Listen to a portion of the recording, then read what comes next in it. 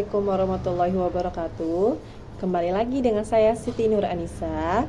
Dalam pertemuan ini, kita akan membahas tentang materi pendudukan militer Jepang di Indonesia dalam konteks sejarahnya.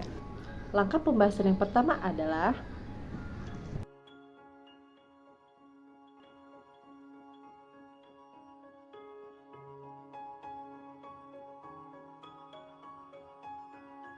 bagaimana pendudukan militer Jepang di Indonesia.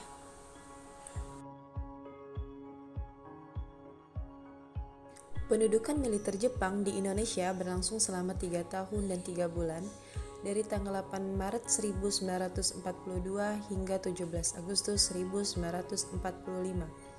Pendudukan ini dimulai setelah Jepang berhasil mengalahkan Belanda dalam Perang Pasifik.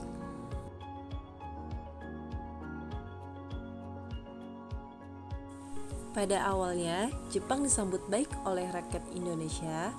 Jepang berjanji akan memberikan kemerdekaan kepada Indonesia setelah perang berakhir. Jepang juga melakukan sejumlah propaganda untuk menarik simpati rakyat Indonesia, seperti dengan memperkenalkan budaya Jepang dan memberikan janji-janji kemerdekaan. Jepang pun membentuk berbagai organisasi dan gerakan untuk menarik simpati rakyat Indonesia. Salah satunya adalah gerakan 3A, yaitu Nippon Pelindung Asia, Nippon Pemimpin Asia, dan Nippon Cahaya Asia. Gerakan 3A dipimpin oleh Mr. Samsudin yang dibantu oleh Sultan Pamunjak dan Muhammad Soleh. Gerakan 3A ini tidak bertahan lama karena terlalu menonjolkan Jepang dan bukan gerakan kebangsaan. Sehingga rakyat kurang bersimpati, akhirnya gerakan ini dibubarkan pada akhir tahun 1942.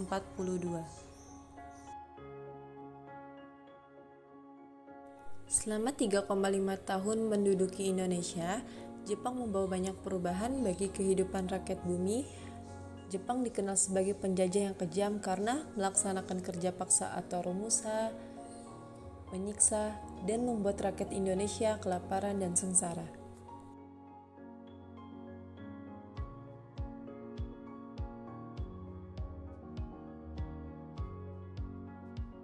Namun, seiring berjalannya waktu, rakyat Indonesia mulai menyadari bahwa Jepang hanya menggunakan mereka untuk kepentingan perang. Jepang melakukan kerja paksa atau romusa dan melakukan tindakan kekerasan terhadap rakyat Indonesia. Dampak pendudukan militer Jepang di Indonesia ada 4. Yang pertama, dampak politik. Dampak politik ini timbulnya kesadaran akan pentingnya persatuan dan kesatuan bangsa, munculnya semangat nasionalisme dan patriotisme rakyat Indonesia, dan terbentuknya organisasi-organisasi pergerakan nasional baru seperti PETA, Heiho, dan Barisan Pelapor.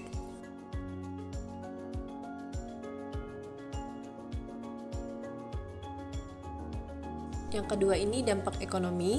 Dampak ekonomi ini menurunnya produksi pertanian dan perkebunan, eksploitasi sumber daya alam Indonesia untuk kepentingan perang Jepang, dan munculnya inflasi dan kelangkaan bahan makanan.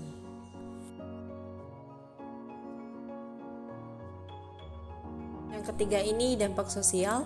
Dampak sosial ini munculnya kesengsaraan dan penderitaan rakyat Indonesia, serta munculnya sikap radikalisme dan anti-asing di kalangan rakyat Indonesia.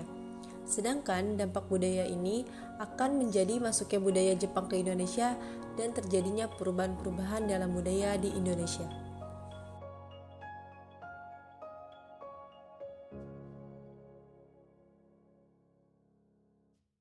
Masa pendudukan Jepang di Indonesia berakhir pada tahun 1945.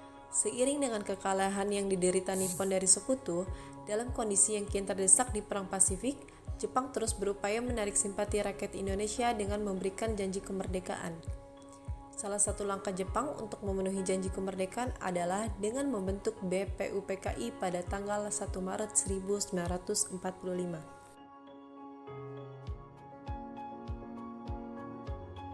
Serangan demi serangan terus diterima Jepang dari sekutu hingga puncaknya bom atom dijatuhkan di Hiroshima dan Nagasaki oleh Amerika Serikat pada tanggal 6 dan 9 Agustus 1945.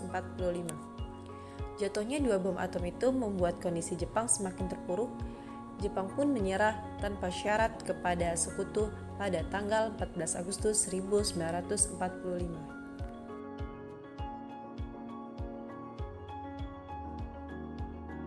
Terima kasih untuk materi hari ini, semoga bermanfaat bagi kita semua. Wabillahi taufiq hidayah. Wassalamualaikum warahmatullahi wabarakatuh.